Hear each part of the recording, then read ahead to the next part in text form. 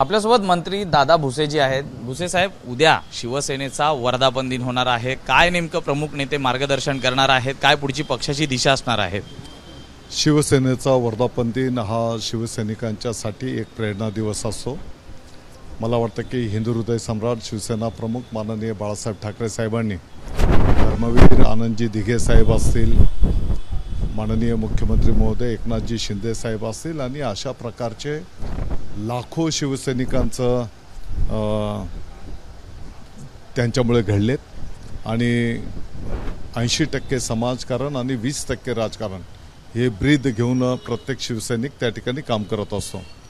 उद्याच्या या शुभ दिवसाच्या औचित्याच्या माध्यमातून मला वाटतं की येणाऱ्या काळामध्ये शिवसेनेची संघटनात्मक बांधणी, आत्तापर्यंत सरकारने केलेले अनेक चांगले निर्णय याचा उपभोग त्या ठिकाणी होईल।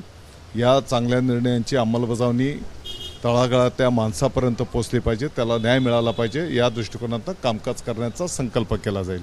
येणाऱ्या विधानसभा निवडणुका या डोळ्यासमोर आहेत, त्या दृष्टिकोनातून पक्ष कशी वाटचाल करतो आहे, काय नवीन बदल या वर्धापन दिनानिमित्त होऊ शकतात का? आपण बघितलं असेल की आत्ताच्या घडीला ज्या काही लोकसभा निवडणुका संपन्न झाल्या, विरोधकांनी मतदार राजांमध्ये काही खोट्या गोष्टींच्या अफवा पसरवल्या, त्याच्यामध्ये ते यशस्वी पण झाले की जसं काही संविधान बदललं जाणार आहे, मुस्लिम लोकांमध्ये एक भीती निर्माण करण्याचा त्यांनी प्रयत्न केला आणि त्याच्यामुळे मोठ्या प्रमाणात दिशाभूल मतदार राजांची त्या ठिकाणी झाली। असं असताना सुद्धा जर आपण स्ट्राईक रेटचा जर विचार केला तर आज शिंदे साहेबांच्या नेतृत्वाखालच्या शिवसेनेला चांगलं यश त्या ठिकाणी मिळालेलं आहे। अर्थात आणखी एक 11-12 पर्यंत आमचा आकडा जाईल अशी आम्हाला अपेक्षा होती आणि येणाऱ्या काळामध्ये विधानसभेवर परत एकदा भगवा फडकवण्याच्या दृष्टिकोनातून आम्ही सर्वजण कामाला लागू। एकूणच शिवसेनेचा उद्या वर्धापन दिन होतो आहे, मात्र दुसरीकडे त्यावरती संजय राऊतांनी टीका केलेली आहे की ज्यांनी पक्षाशी बेईमानी केली, जे गद्दारांना जाऊन मिळाले, त्यांना कुठलाही हक्क नाही आहे शिवसेनेचा वर्धापन दिन साजरा करण्याचा। मला वाटतं की सगळ्यात मोठं बेईमान जर कोण असेल तर ते तुम्ही ज्यांचं नाव घेतलं ते आहेत, त्याने त्याला काय आम्ही काय घाबरतो काय, संजय राऊत। हां, तर खरं म्हणजे ते शिवसेनेची स्थापना वगैरे गोष्टींवर बोलतात। जेव्हा शिवसेनेची स्थापना हिंदू हृदय सम्राट शिवसेना प्रमुख माननीय बाळासाहेब ठाकरे साहेबांनी त्या काळी काही सोबत्यांना घेऊन केली, तेव्हा संजय राऊत कुठे होते याचं आत्मपरीक्षण त्यांनी करण्याची आवश्यकता आहे। नंतरच्या त्यांचा शिवसेनेमध्ये येणं आणि नंतरचा प्रवास आहे त्याचंही त्यांनी आत्मचिंतन केलं पाहिजे। आज शिवसेना जी उभी राहिलेली, म्हणजे कालची जी काही शिवसेना होती ती महाराष्ट्राच्या लाखो शिवसैनिकांनी रात्रंदिवस कष्ट केले, गोरगरिबांची सेवा केली। छत्रपती शिवाजी महाराज हिंदू हृदय सम्राट शिवसेना प्रमुख माननीय बाळासाहेब ठाकरे साहेबांना दैवत मानलं आणि त्यांच्या कष्टातून ही शिवसेना उभी राहिलेली होती। संजय राऊत सारख्यांच्या बोलघेवड्यापणा, कार्यालयात बसून पोपटपंची करणं, याच्यावर शिवसेना उभी राहिलेली आहे। अशी टीका करतायत की जेव्हा शिवसेना स्थापन झाली तेव्हा हे कुठे होते, हे गोधडीत होते, रांगत होते, असं ते तुम्हाला म्हणजे एकूणच सर्वांना अनुसरून बोलताय। ते जेव्हा ते असं बोलतात तेव्हा ते कुठे होते? ते जर एवढ्या पातळी सोडायला पाहत असेल ते कुठे होते? ते तो दुसऱ्या विचारांमध्ये होते। नंतरच्या काळात ते कारकुनी करत होते। असंही म्हणतायत की वर्धापन दिनानिमित्त त्यांना आता काही वेगळे वेध लागलेले, काहीतरी बाबा असले षड्यंत्र करून माझी कुठे ना कुठे वर्णी लागेल, असं होत नसतंय। नेमकी कुठे वर्णी लागेल असं वाटतं? सोड। उद्याच्या शिवसेनेचा जो वरळीतल्या डोम मध्ये होणार आहे त्यावरती म्हणतात की डोम मध्ये सगळे डोम कावळे जमणार आहेत, असं देखील ते बोलतायत। सगळ्यात मोठा डोम कावळा सामना कार्यालयाच्या खुर्चीमध्ये बसतोय आणि तिथून ते जे काही करतात ते चुकीचं करतात।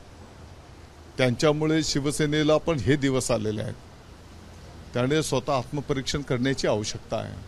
शेवटचा त्याला जरी ते फार जागतिक पातळीवरचे नेते स्वतःला समजत असतील तरी त्यांची पण संख्या कुठपर्यंत आली याचं आत्मचिंतन केलं पाहिजे. दररोज काहीतरी उठायचं, 9 वाजता तुमच्या समोर यायचं आणि एक खोटा नेरेटिव्ह महाराष्ट्राच्या जनतेसमोर सेट करायचा. आता इथेच सुरू केलेला आहे, परंतु वारंवार जनता अशा खोट्या भूलथापांना बळी पडत नाही. आताही त्यांचा केविलवाणी धडपड सुरू झाली. 4 महिने दररोज काही ना काही खोटं बोलत राहणार.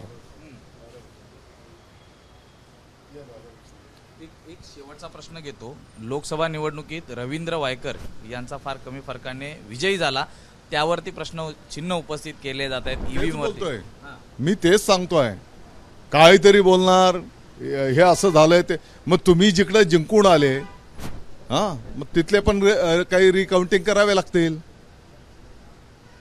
आम्ही पण काही गोष्टी बोलू शकतो, परंतु एकदा न्याय निवाडा झाला. आणि राहिला विषय, तर तुम्हाला जर न्याय मागायचा आहे, तुम्ही घटनेला मांडणारे स्वतःला जर समजतात, मग घटनेने आपल्याला जे काही अधिकार दिले त्याचा वापर करा. त्या प्लॅटफॉर्मवर तुम्ही न्याय मागा. तिथं जायचं नाही, फक्त मीडिया समोर यायचं आणि काहीतरी खोट्या नाट्या अफवा पसरवत राहायच्या. तुम्ही घटनेला मानता ना, फार घटना बदलण्याचा प्रयत्न केला जाणार. अफवा पसरवले ना तुम्ही. पूर्वी त्या ईव्हीएम वर प्रश्नचिन्ह निर्माण करायचे आहे का नाही.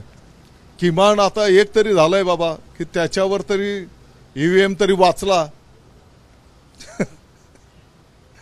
आता ईव्हीएम वर तरी बोलत नाही.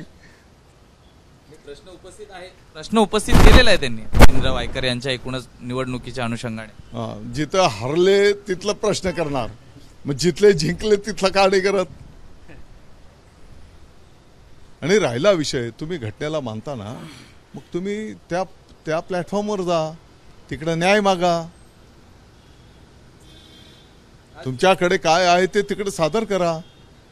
आज इंडिया आघाडीचे नेते, प्रमुख नेते सगळे शरद पवारांना भेटले होते आणि सेबीच्या इकडे शेअर मार्केटमधील जी उलथापालथ झाली त्या संदर्भात ते त्या ठिकाणी चर्चा करण्यासाठी किंवा तक्रार करण्यासाठी गेल्याची माहिती मिळते. कसं पाहता एकूणच या सगळ्या गोष्टींकडे? बाबा, मी फार लहान कार्यकर्ता आहे, ते सेबी बीबी त्या भानगडीत पडत नाही आम्ही. धन्यवाद सर आमच्याशी बातचीत केल्याबद्दल. मनोज जयस्वालसह मी सूरज सावंत, एबीपी माझा, मुंबई. एबीपी माझा, उघडा डोळे बघा नीट.